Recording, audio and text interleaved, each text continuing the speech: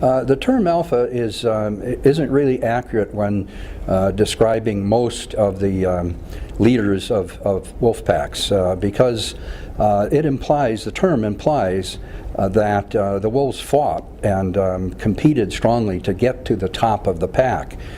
In actuality, the way they get there is merely by mating with a member of the opposite sex, producing a bunch of offspring, which are the rest of the pack then, and becoming the natural leaders that way, just like with a pair of humans producing a family. Instead of using the term alpha for a wolf, instead of saying alpha male or alpha female, scientists now tend to call wolves like that the breeding male and the breeding female. And, or you can call them the mother wolf and the father wolf. There's really nothing wrong with that. Those are much better and more accurate terms than the term alpha. Actually, you know, I'm very much to blame for the term alpha being used with wolves. I published a book in 1970 that now has over 110,000 copies in circulation, and in that I labeled the top wolf in the pack the alpha. And I did that because at that time that's all that science knew.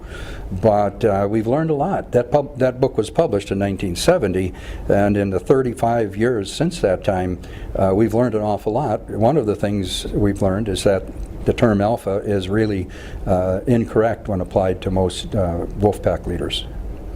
It's appropriate to use the term alpha in an artificial pack where you know, you might put many wolves from different assemblages together, unrelated wolves and that kind of thing.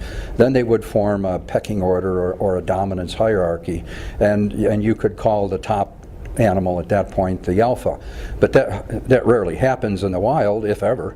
And so, you know, that would be one case where you could use it. Another case is where you have what we call a complex pack, or a pack with multiple breeders. In Yellowstone, for example, there have been some packs that have had as many as 3 breeding females. And in that case, you can call the top-ranking female, who would usually be the mother, you can call that animal the alpha female.